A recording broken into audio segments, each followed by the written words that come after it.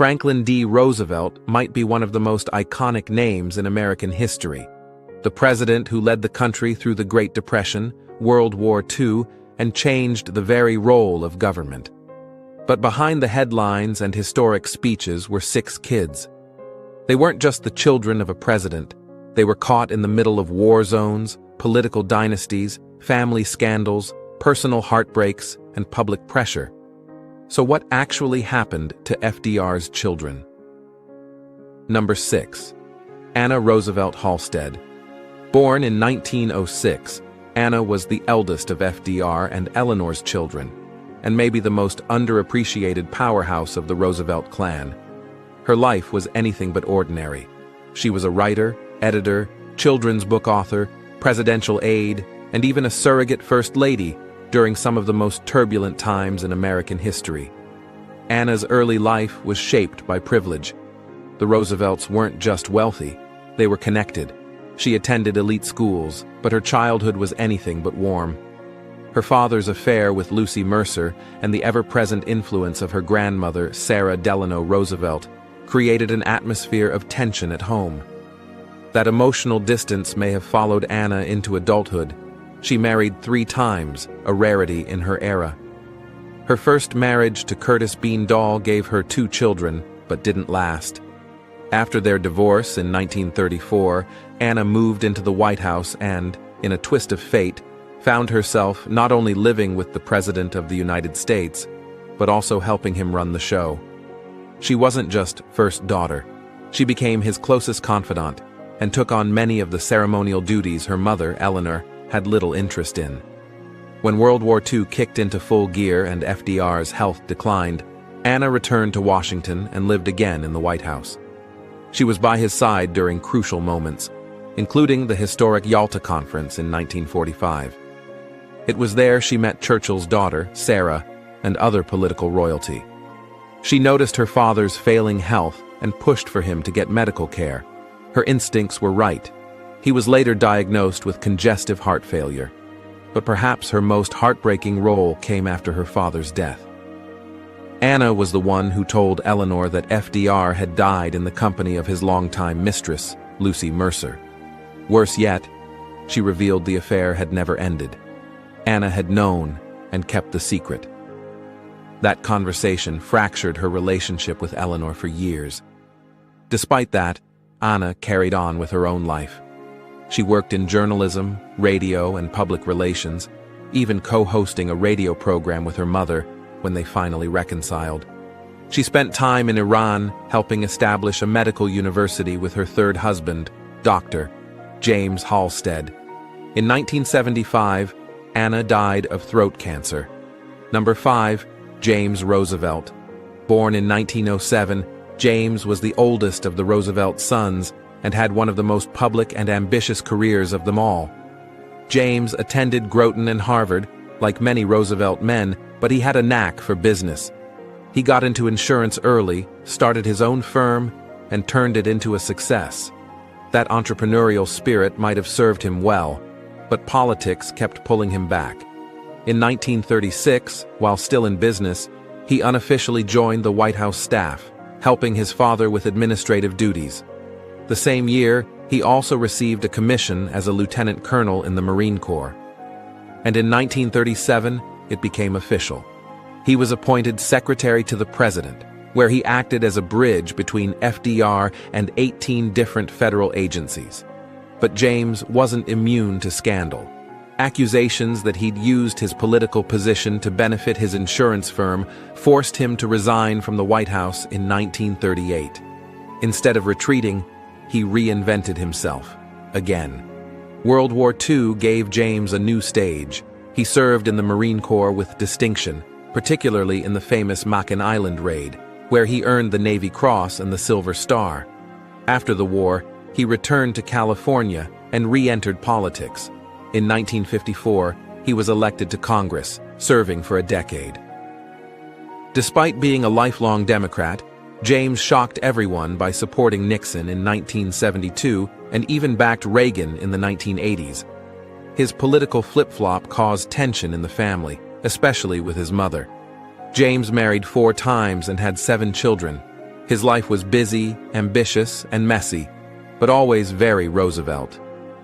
He passed away in 1991 from complications of a stroke and Parkinson's disease, leaving behind a complex legacy as both a war hero and a political firebrand. Number 4. Franklin Delano Roosevelt Jr., infant. Let's close with a name that might surprise you. Franklin D. Roosevelt Jr. was actually the name of two Roosevelt sons. The first was born in 1909, just a few years after FDR and Eleanor started their family. Sadly, he didn't survive infancy. He was a sickly baby from the start, suffering from jaundice and possibly endocarditis, an inflammation of the heart lining. He caught the flu around 6 months old, and it severely weakened him. Despite the best medical care money could buy at the time, baby Franklin never fully recovered. He passed away at just 7 months old, on November 7, 1909. He was buried at the family plot at St. James Episcopal Church in Hyde Park, New York. Number 3. Elliott Roosevelt. Born in 1910, he was Eleanor's favorite child and the one she felt the most protective over. That bond would endure for decades, even as it caused some serious family drama. From the start, Elliott didn't walk the same path as his siblings. He went to Groton, but skipped Harvard, which was a big deal in a family where Groton to Harvard was practically written in stone. Instead, he bounced around different jobs before landing in the world of media and communications. In the 1930s, he snagged a high-profile gig managing the Hearst radio chain. But critics claimed he only got the job because of his last name. His mom wasn't thrilled either, especially since Hearst publications were critical of FDR's New Deal.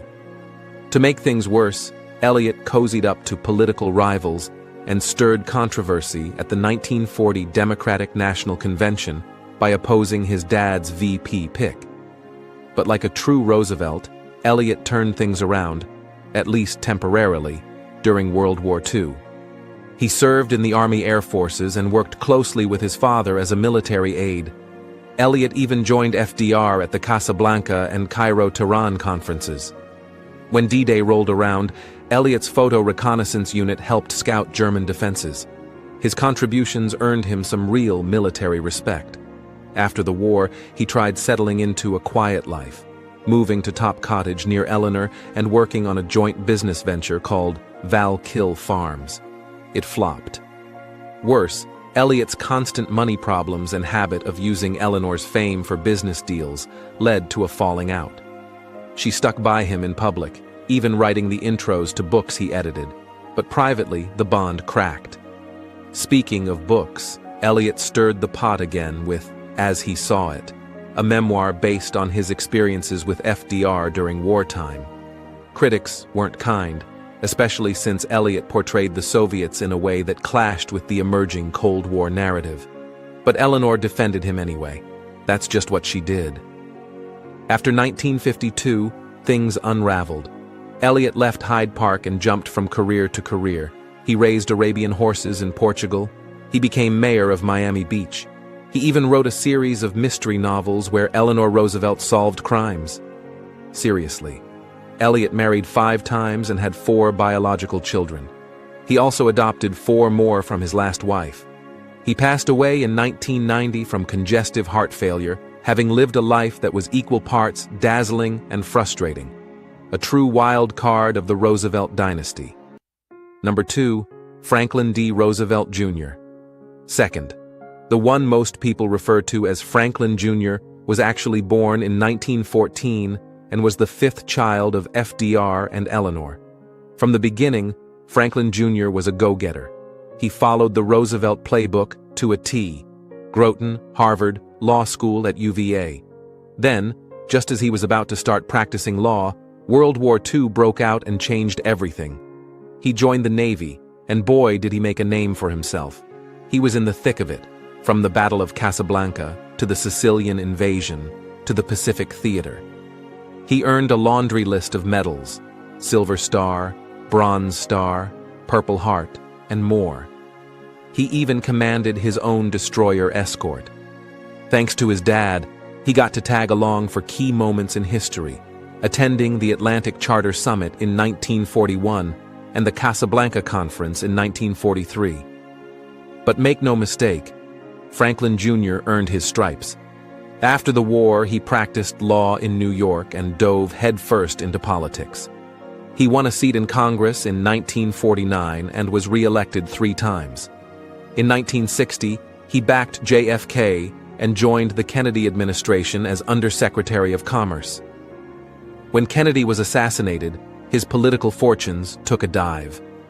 Franklin Jr. made 2 bids for governor of New York, once in 1954 and again in 1966. Both failed, but that didn't stop him from staying active in the public sphere. Now, about his personal life, let's just say it was colorful. He was married 5 times and had 5 children. His first wife was Ethel Dupont, heir to the Dupont fortune. After that, the marriages came and went. He finally settled down, sort of, with his 5th wife, Linda Weicker, and stayed married until his death. Franklin Jr. died on his 74th birthday in 1988 from lung cancer. A decorated war hero, a politician, and a man who wore the Roosevelt name like a badge of both honor and burden. Number 1, John Aspinwall Roosevelt, born in 1916. But unlike his older siblings, John charted his own course. He was quiet, conservative, and, get this, the only Roosevelt to switch parties and become a Republican. He had a warm relationship with his mother, probably because Eleanor had mellowed out a bit by the time he was born. And when FDR contracted polio, Eleanor threw herself into being a full-time mom to the younger boys, John and Franklin Jr. John went to Groton and Harvard, then served in the Navy during World War II. After the war, he moved to the West Coast and entered the business world, working in finance and eventually joining Bosch and Company. But the real twist came in 1952. He publicly broke with the Democratic Party to support Dwight Eisenhower, a move that didn't sit well with Eleanor. Things got even more awkward when he and his family moved into Stone Cottage, right next to Eleanor's home at Valkill. His brother Elliot, who already had a tense relationship with John, packed up and left. Still, John's presence allowed Eleanor to live out her years at Valkill, and she became close to his children, especially his daughter Sarah, who tragically died in a riding accident in 1960. After Eleanor's death in 1962, John sold the Valkill properties and moved to Tuxedo, New York. He continued his philanthropic work, raising money for polio research and supporting education through SUNY. John died of heart failure in 1981. Unlike his siblings, he avoided the political spotlight and focused on business, family, and giving back. They lived big lives, messy lives, brave lives,